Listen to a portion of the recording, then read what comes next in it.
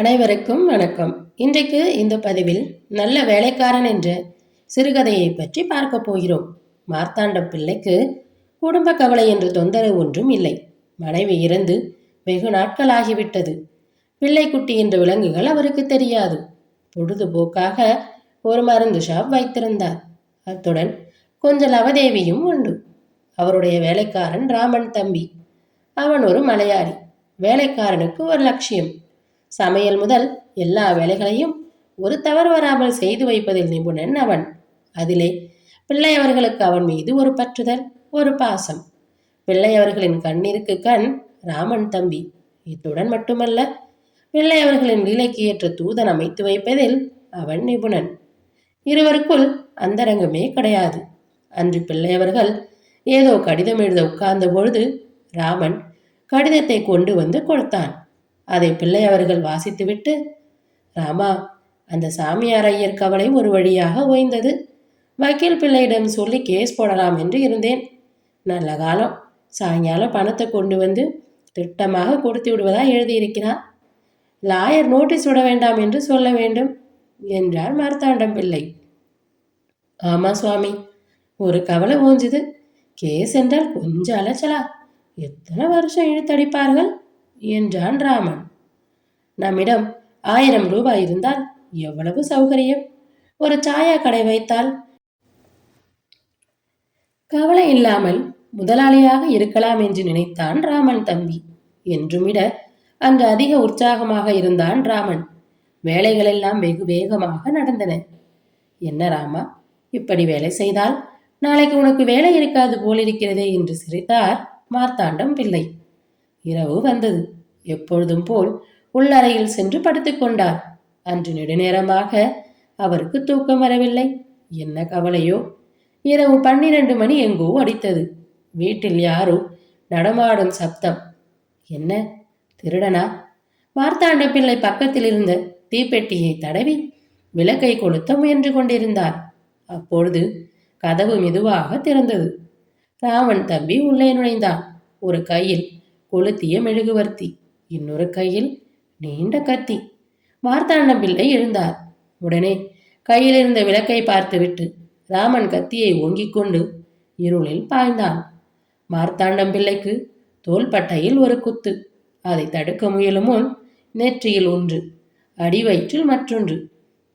இன்னும் பணம் வாங்கவில்லையாடா பாவி, கொன்றுவிடாதே என்று இனசுரத்தில் கதறினார் மார்த்தாண்டம் பிள்ளை. வாங்கவில்லையா என்றான் ராமன். ராமன் கையில் இருந்த கத்தி நடுவே கீழே விழுந்தது. பொய் சொல்கிறாயா என்றான். சாயங்காலம் தடிப்பையில் மாட்டேன் என்று கடிதம் எழுதிவிட்டான். மேசையில் இருக்கிறது பார் என்றார் மார்த்தாண்டம் பிள்ளை. படுக்கையிலிருந்து வெகு கஷ்டத்துடன் மேஜையை அணுகினார்.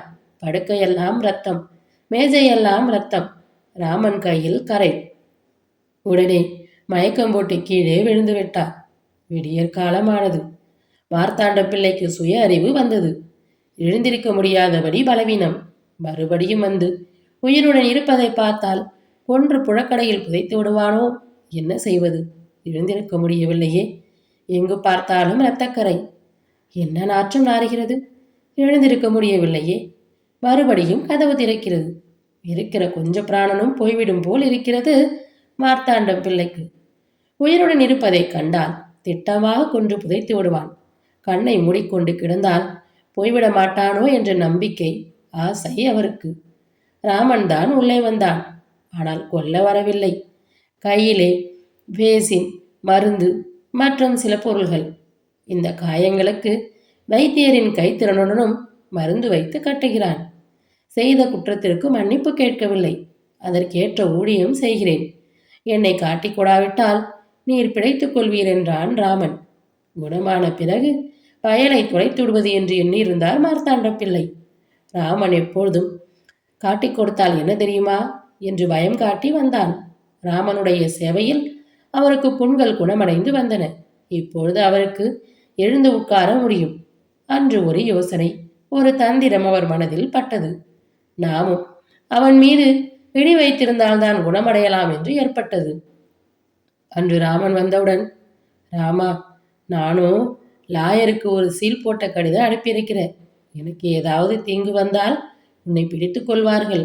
எனக்கு தீங்கு வராமல் இருக்கும் வரை உனக்கு பயம் இல்லை என்றார். இன்னும் சில நாட்கள் கழிந்தன. திடீரென்று வீட்டின் வெளிப்பக்கத்தில் ஏக கூச்சல். 2 போலீஸ்காரர்கள் ராமனை உள்ளே தள்ளி கொண்டு வருகிறார்கள். கடைசியாக காட்டிக் கொடுத்து விட்டீர்களே, உங்களை என்ன செய்கிறேன் பாருங்கள் என்று போலீசார் பிடியிலிருந்து திமறினான் ராமன். அடே, என்னை கொலை செய்ய துணிந்ததை யாரிடமும் சொல்லலையடா என்றார் மார்த்தாண்ட பிள்ளை. சார், நீங்க பேசிக்கொள்வது எனக்கு விளங்கவே இல்லை. இவன் பக்கத்து வீட்டிலிருந்து நகையை திருடியதாக கைது செய்திருக்கிறேன். திருட்டு சொத்து இவன் பெட்டியில் இருந்தது என்று ராமனை வெளியே தள்ளி கொண்டு போனார்கள் போலீஸ்காரர்கள். அப்போது ராமன் முகத்தை பார்க்க வேண்டுமே. இத்துடன் இந்த கதை நிறைவடைந்தது. அடுத்த ஒரு பதிவில் மற்றும் ஒரு நல்ல கதையுடன் சந்திப்போம். நன்றி, வணக்கம்.